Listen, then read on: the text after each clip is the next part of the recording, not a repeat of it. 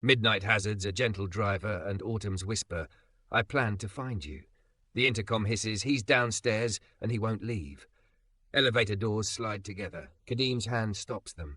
What happens when kindness meets a storm? Before we dive in, make sure to hit subscribe, tap like, and share this video. The more voices we reach, the louder these stories become. And drop your city in the comments. Let's see where love finds us. Rain spit against the windshield in a steady metronome as he eased the sedan to the shoulder.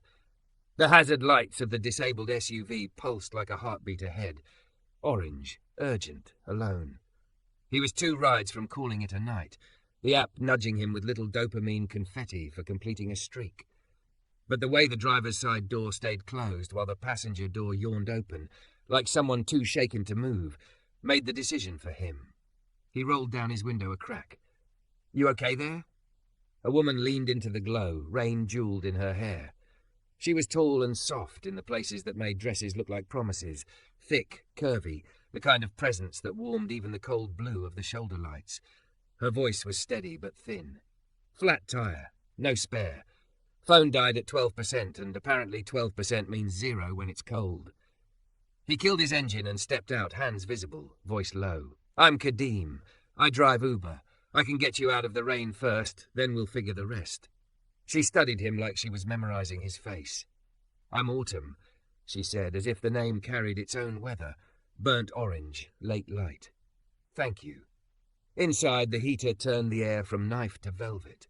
He handed her a towel he kept for wet passengers and a phone charger that had saved more nights than it had ever charged batteries. She took both like gifts you could only receive when you needed help enough to admit it. "You were going somewhere," he said.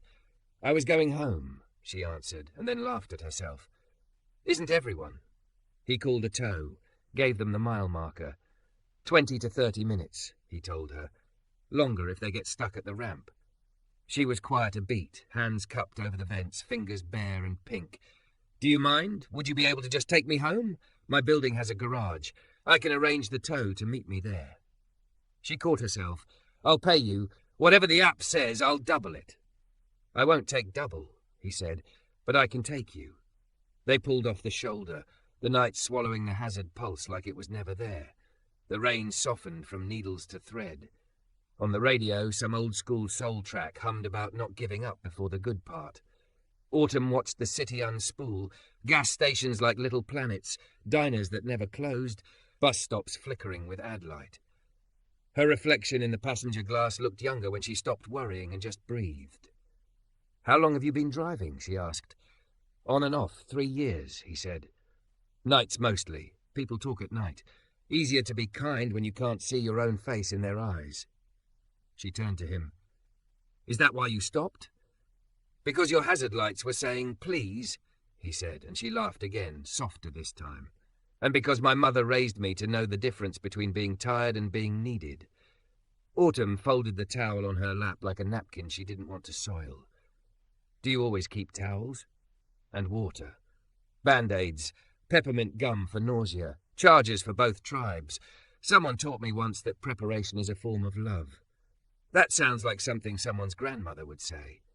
"My daughter," he said. "She's 10, wise in ways I'm still catching up to." Autumn's lips parted, surprise and something warm moving through her gaze. "You have a daughter." "I do." He didn't elaborate. He never led with the whole story. The way her mom had left when the picture got messy, the Saturdays braided around soccer schedules and hair appointments, the notes they left for each other on sticky paper shaped like stars. If people wanted the story, they'd ask. If they didn't, the story would wait. "I like that," Autumn said. "Preparation as love." He glanced at her. The dome light when she'd first climbed in had been unfair, brutal honesty lighting, the kind that shows you every tired thing you carry in your face. In the softer streetlight, what rose first was the coherence of her. Full mouth, wide-set eyes that missed nothing, the kind of curve that made her look like she'd been carved to fit another person's arms. Sexy, yes, but not loud. Like a secret shared only when she chose. "Do you live alone?" he asked. "I do." A pause. "And yet I bought a big couch like a fool with hope." He smiled. "That's not foolish." It is when you keep sitting on one cushion, she said, and for a second her voice thinned again, as if honesty had cut through the fabric. Then she shook it off. What part of the city are you from, Kadeem? South side, grew up near the park. Now I'm closer to the river. You? West Loop, she said, looking out again, as if the buildings themselves might overhear and judge. I moved last year. Needed different windows. They crossed the bridge. The water below was all teeth and mercury. Autumn tilted her head like she was listening to something under the music. Do you believe in second chances? She asked. Sometimes, he said, truth first. Sometimes I think we don't get second chances at the same thing, just first chances at something we couldn't imagine from where we were. She let that sit between them. When she spoke again, her voice had shifted, lower with intent folded inside. I've read your reviews. He raised an eyebrow. Have you? People write paragraphs about you, she said, about how you waited while they filed a restraining order, how you drove a woman to a shelter instead of the address she said because you heard the fear underneath her I'm fine, how you carry a spare scarf for Muslim girls when the wind gets disrespectful. He's not just a driver, he's safe. Someone wrote that. He did not look away from the road, but he felt heat creep over his neck. People are kinder online than they are in person, he said lightly. Sometimes, she said. Sometimes they're braver. How did you find me? He asked before he could stop himself. Riders couldn't choose drivers. The app, hungry and blind, did the choosing. Autumn slid her phone from the charger, thumb pressed to wake the screen. You picked me up a month ago, she said simply, from a dinner I should have never attended. I was shaking so badly I blamed it on the AC. You didn't ask questions. You put on Aretha and she sang me back into my body. I saved your name when it flashed on my screen. I didn't know if I'd ever need it. Tonight, I did. Rain braided itself into a softer cloth. The city glowed like a patient animal. He pulled into an underground garage dressed in polished concrete and new money. He found a visitor spot and put the car in park. Thank you, she breathed. Would you... She bit her lip, teeth pressing that full lower curve into white. Would you walk me to the elevator? I hate the echo down here. He nodded and killed the engine. In the quiet, you could hear his cooling engine tick and the whisper of a vent. She stepped out and the dress, a deep forest green, clung to her as if it had been sworn to do so. He kept a respectful pace, half a step behind, eyes everywhere without looking like it. The elevator dinged and opened with the kind of confidence only new metal knows. She turned to him inside the soft gold light. This is the part where I say good night. Her smile was real, a little crooked at the left corner. But I don't want to. He waited. I said I was going home, she continued, fingers tracing the seam of her tote like a nervous habit. But that's only part of it. I didn't just need help with a tire. She exhaled, a confession finding its legs. I hoped it would be you. I took this route because I knew this is where you finish your night. I noticed last time, the way you checked the rear view, the streets you liked. It sounds crazy. I just wanted to see if what I felt then was real or just the music. The elevator doors began to close. He put out an arm, stopped them with a practiced ease. He studied her, not the dress, not the way her curves pressed into that bright, forgiving light, but the tremor under brave words, the decision she'd made to be foolish on purpose. Autumn, he said quietly, you planned to meet me. I did, she whispered, colour rising like dawn under her skin. Not to trap you, not to God I hear myself, just to get close enough to say this without a screen between us. You made me feel safe, and I don't remember the last time a man did that by doing nothing but being himself. A silence opened, wide enough to ruin, wide enough to become a bridge. I don't go upstairs, he said, gentle, a boundary set with two hands open. Not on the first night, not when my kindness is the reason you called. Her shoulders loosened, something like gratitude spilling through the disappointment. Okay, she said. Walk me to the door then. Let me make you tea for the road. You can take it with you. No ulterior motives. A beat, a grin. Mostly. He laughed, and the sound seemed to change the air, as if the elevator approved. He pressed the button. The doors swallowed them and their reflections. A tall black man who moved like caution and care. A thick, beautiful woman who had decided to risk being seen. And the city held its breath to see what they would do next. Don't forget to subscribe for more intense cinematic love stories. Your click helps us make the next chapter. The elevator lifted them like a held breath. Autumn stood close but not touching, hands worrying the strap of her tote, the way people do when they're trying to keep themselves from reaching for something else. Kadeem watched the floor numbers blink and decided he would not make this harder than it had to be. He'd walk her to the door, accept a paper cup if she offered, keep it all simple and human. On her floor, the hallway was quiet carpet and framed black and white photos of the city pretending not to be new. Autumn's heels made soft sounds. She stopped at a brushed steel door, dug for keys, and then paused with them hovering over the lock. "You can wait here," she said, turning, voice lighter than her eyes. "I'll make the tea fast. Peppermint or ginger if you get motion sick?" "Peppermint is good," he said. "I'll stay in the hall." She searched his face for offence and found only a boundary that didn't accuse her of anything, something unclenched in her shoulders. "Thank you for not making me feel foolish," she murmured and opened the door. Light spilled out, warm, low, the colour of late afternoon.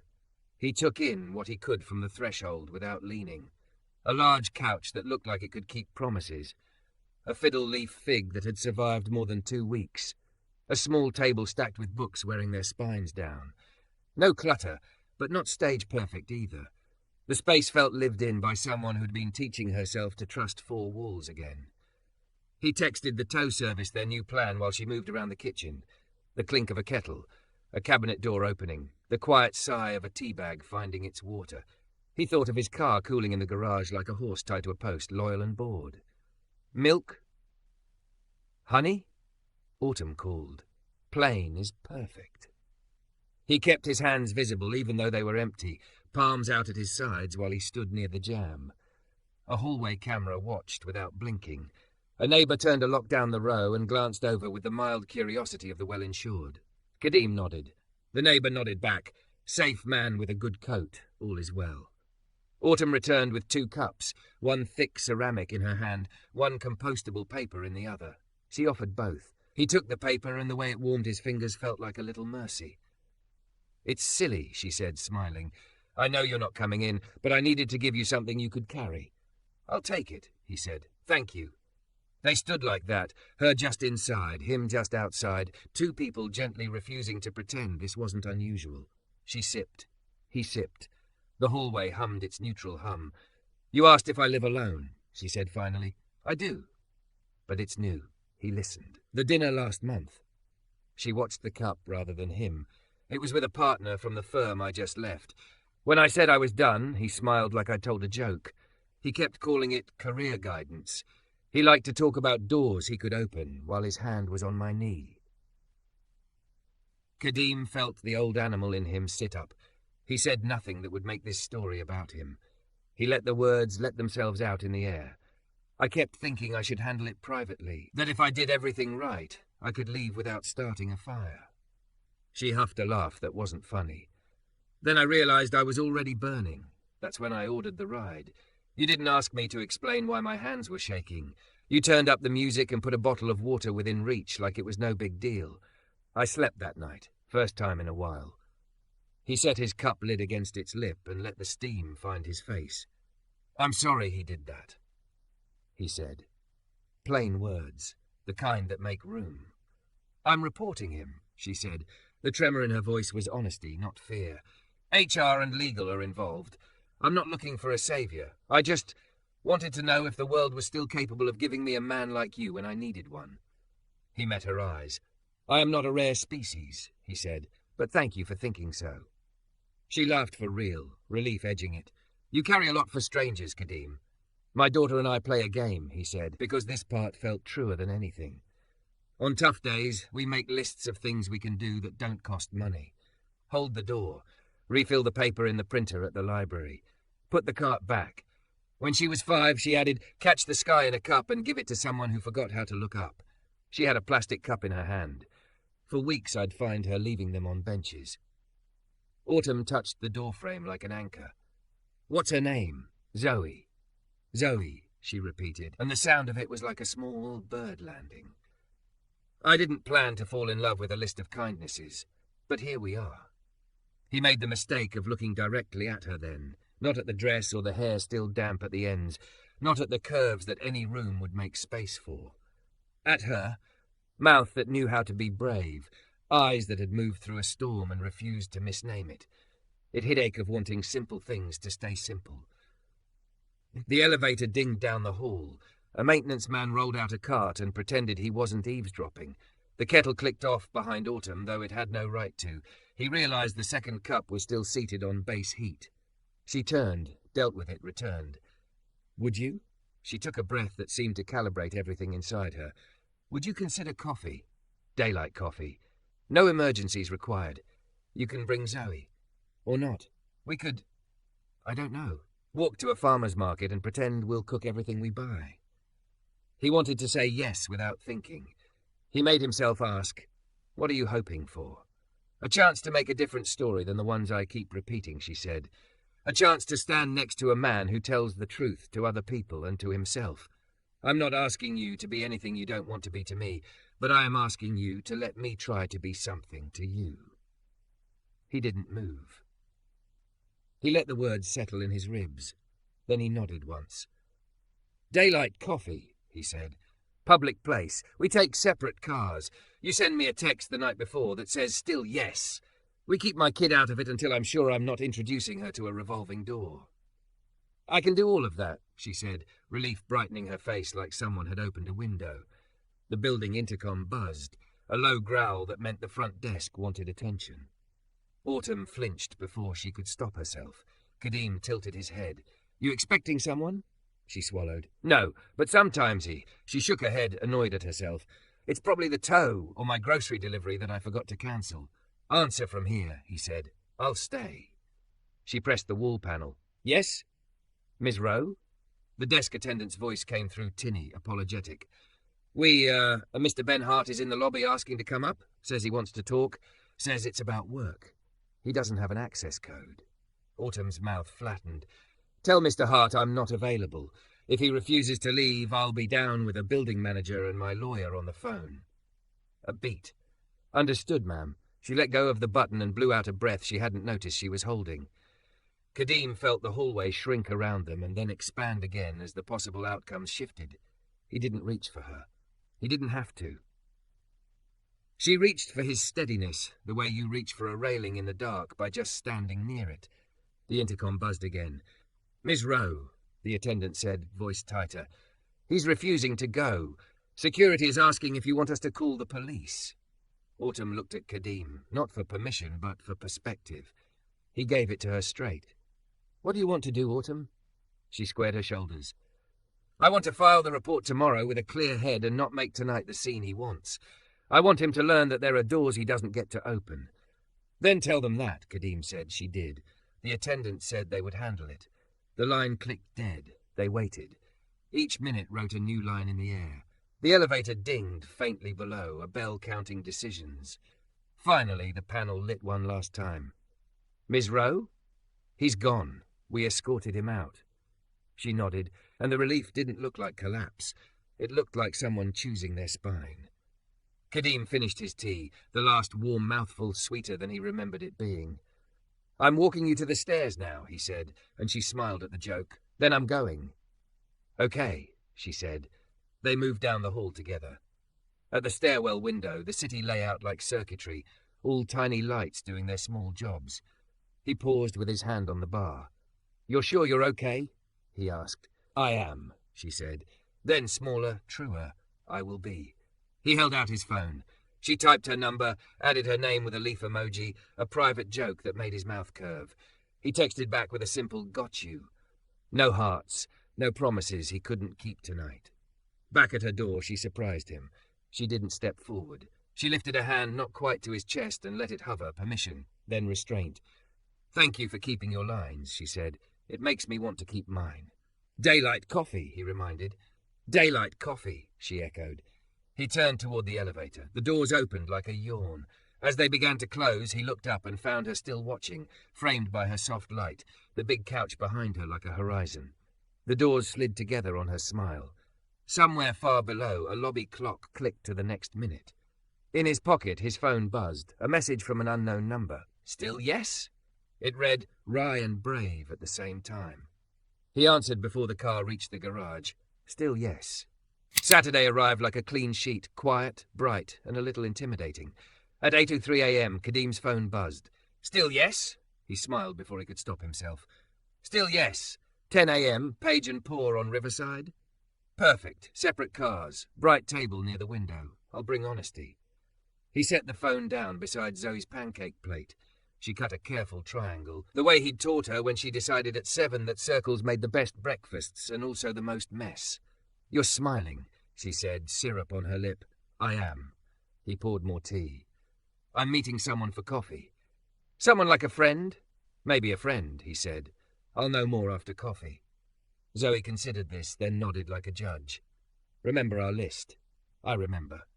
She hopped down, fished a crumpled index card from her backpack and slid it to him. In her looping print, things that don't cost money. Hold the door, tell the truth, listen for real, breathe before deciding, share the sky. She had drawn a tiny cup with a cloud inside it. He kept the card in his pocket. Page and Pour was all brick and sun. The barista lined up mugs like a chorus. Autumn was already there at the window, hair dry and loose on her shoulders, a cream sweater soft against her skin, jeans that honoured the curve of her hips without making a speech about it.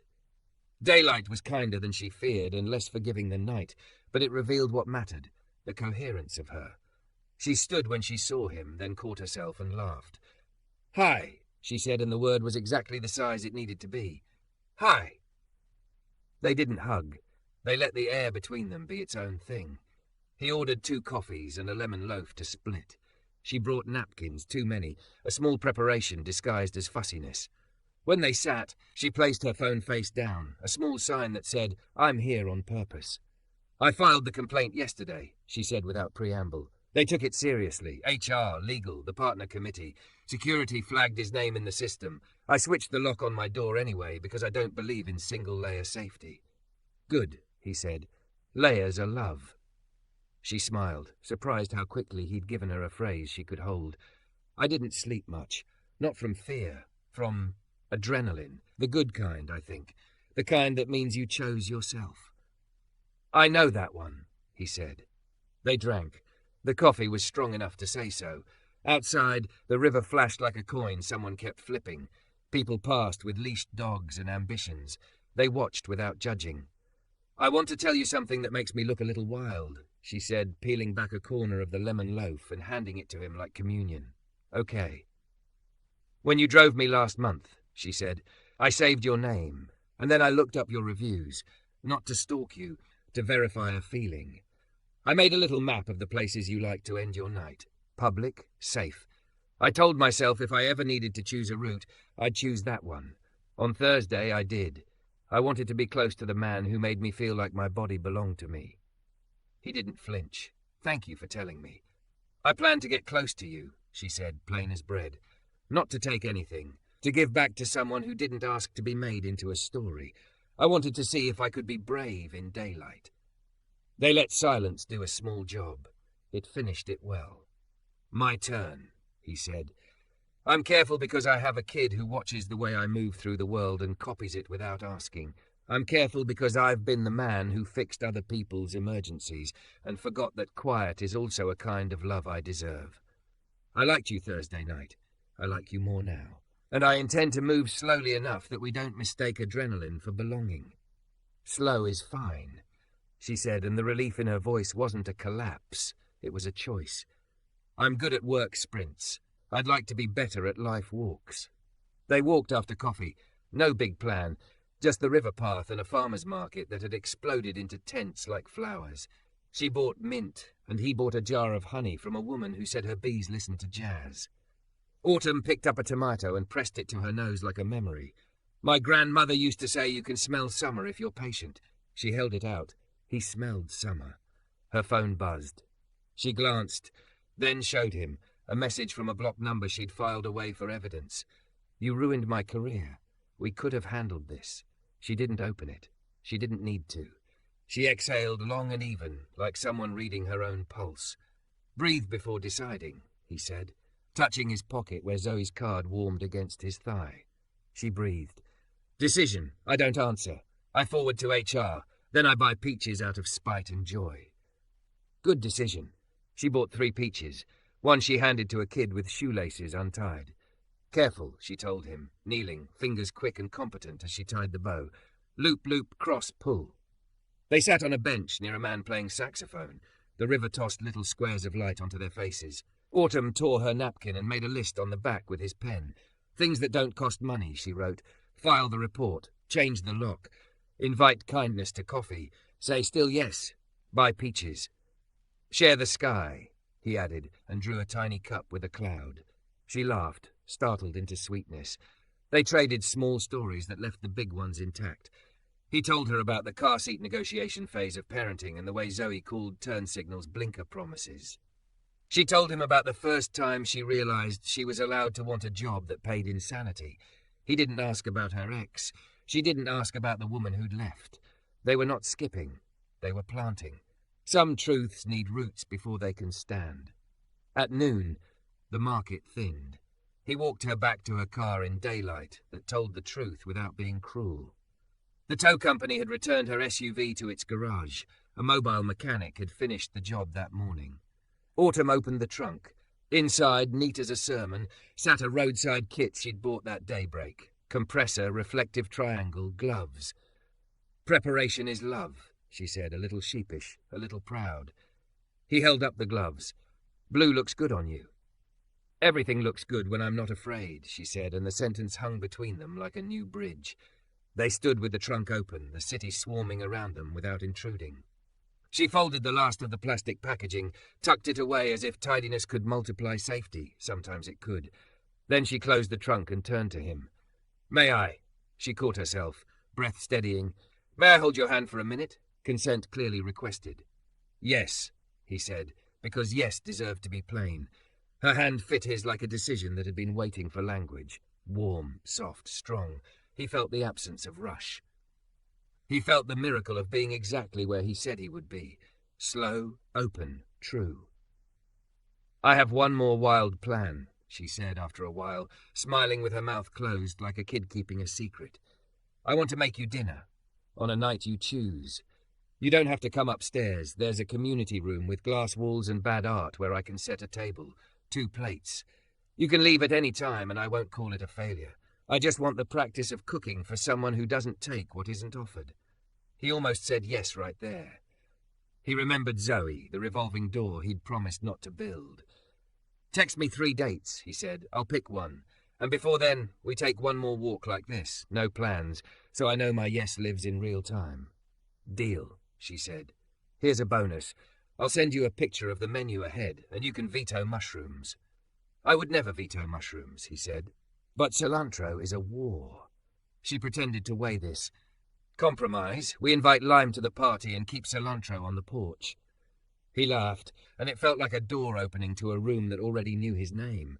A breeze came up from the water and pressed the day against them. He squeezed her hand once, then let go. I have to pick up Zoe, he said. There's a library book that's 3 days overdue, and we have a tradition of apologizing to the librarian with cookies. I didn't think you could be more dangerous, she said softly. You are. Dangerous? To my plans to stay scared, she said. They walked to their cars. At his door he paused. Autumn? She looked back, the sun catching the copper in her hair. Yes? I'm not a saviour, he said, just to put the sentence somewhere it could do no harm. I know, she said, just as simply. You're a man who holds open the world long enough for people to walk through it themselves. That's better. He nodded. It landed exactly where it needed to. He got in, started the engine, watched her adjust her mirrors with competent hands. She lifted a palm. He lifted his. They drove in different directions, the same city making room. At the first red light, his phone buzzed. A photo from Autumn, 2 peaches on a kitchen counter, a mint sprig between them like a flag, and a note beneath. Date options, wed, fry, or sun. Menu teaser, lemon chicken orzo, honey from Jazz Bees. P.S. Still yes. He smiled so hard, the man in the next car smiled back without knowing why. He texted, Friday, lemon. Still yes. When he pulled up at the library, Zoe ran to meet him, breathless, holding out a paper cup she'd trapped a sky in, blue crayon scribble inside a taped rim. For your friend, she said, in case she forgets. He thought of the woman at the window, hands steady under sunlight, making lists that turned into life. He thought of the line they were both choosing to keep. He thought of dinner at a bad art table where consent would be as visible as the cutlery. "Thank you," he told his daughter. "I won't let it spill."